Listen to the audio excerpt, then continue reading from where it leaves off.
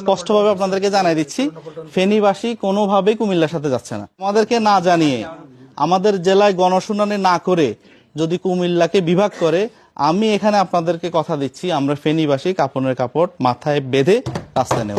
ইনশাআল্লাহ ঢাকা চট্টগ্রাম মহাসড়ক অবরোধ থাকবে এবং দাবি আদায় না হওয়া পর্যন্ত আমরা রাজপথে থাকবো। গণশুনানি এখানে একটা ম্যান্ডেটরি বিষয়। একটি আপনি বিভাগে চিন্তা করবেন, আপনাকে অবশ্যই ওই জেলার মানুষের দ্বার প্রান্তে চাইতে হবে। ওই জেলার ডিসি কে প্রধান করে আপনাকে একটা গণশুনানির আয়োজন করতে হবে। সেখানে 5-10 হাজার মানুষ বলবে যে তারা কি চায়। তারা হচ্ছে স্টেক হোল্ডার।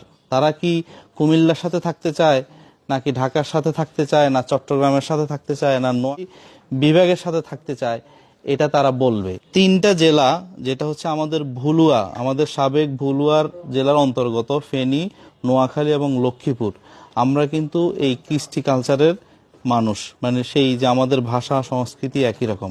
তো আমরা কোনোভাবেই কুমিল্লার সাথে যাব না, এটা আমরা অনেক আগে থেকেই নীতিগতভাবে আমরা একমত। আমরা ফেনীবাসী, আমরা আমাদের চয়েস ছিল চট্টগ্রাম। এখন যদি বলা হয় যে না, চট্টগ্রামে আমাদেরকে রাখবে না, তাহলে আমরা যাব হচ্ছে নোয়াখালীতে, কিন্তু আমরা কোনোভাবে কুমিল্লার সাথে যাব না।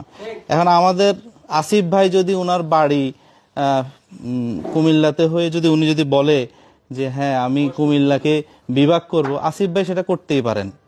হ্যাঁ, আসিফ ভাই সেটা করতেই পারেন, উনি কুমিল্লাকে বিভাগ করতে পারেন, কিন্তু সেই বিভাগে আমরা ফেনীবাসী যাচ্ছি না, আমরা নোয়াখালীবাসী যাচ্ছে না, এবং আমার মনে হয় সেখানে লক্ষ্মীপুরবাসীও যাচ্ছে না। আমরা জনপ্রশাসন সংস্কার কমিশনের চেয়ারম্যানের কাছে আমরা যাব এবং আমরা বলবো আমাদের একটা দাবি হচ্ছে আমরা নোয়াখালী বিভাগ চাই, এটা একটা দাবি। আর একটা দাবি হচ্ছে প্রত্যেকটা জেলায় গিয়ে গণশুনানির আয়োজন করতে হবে এবং ওই জেলার মানুষের সাথে কথা বলতে হবে তারা কি চায়। সামগ্রিকভাবেই আমরা আপনাদের সাথে একমত এবং আপনাদের এই আন্দোলনের সাথে আমরা একাত্মতা পোষণ করি।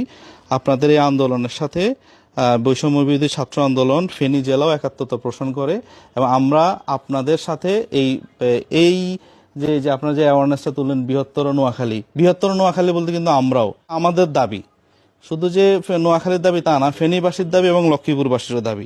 আমার জায়গা থেকে সহযোগিতা করব। আমাদের ফেনীবাসীর মূল দাবি, আমরা কুমিল্লার সাথে যাচ্ছি না, এটা হচ্ছে মূল কথা। এটা একদম স্পষ্টভাবে আপনাদেরকে জানাই দিচ্ছি, ফেনীবাসী কোনোভাবেই কুমিল্লার সাথে যাচ্ছে না। ফেনীবাসী হয় চট্টগ্রামের সাথে থাকবে, না নোয়াখালীর সাথে থাকবে। এর মধ্যে যদি আমাদেরকে না জানিয়ে, আমাদের জেলায় গণশুনানি না করে যদি কুমিল্লাকে বিভাগ করে, আমি এখানে আপনাদেরকে কথা দিচ্ছি, আমরা ফেনীবাসী কাপড়ের কাপড় মাথায় বেঁধে রাস্তায় নেব। ইনশাআল্লাহ ঢাকা চট্টগ্রাম মহাসড়ক অবরোধ থাকবে এবং দাবি আদায় না হওয়া পর্যন্ত আমরা রাজপথে থাকবো।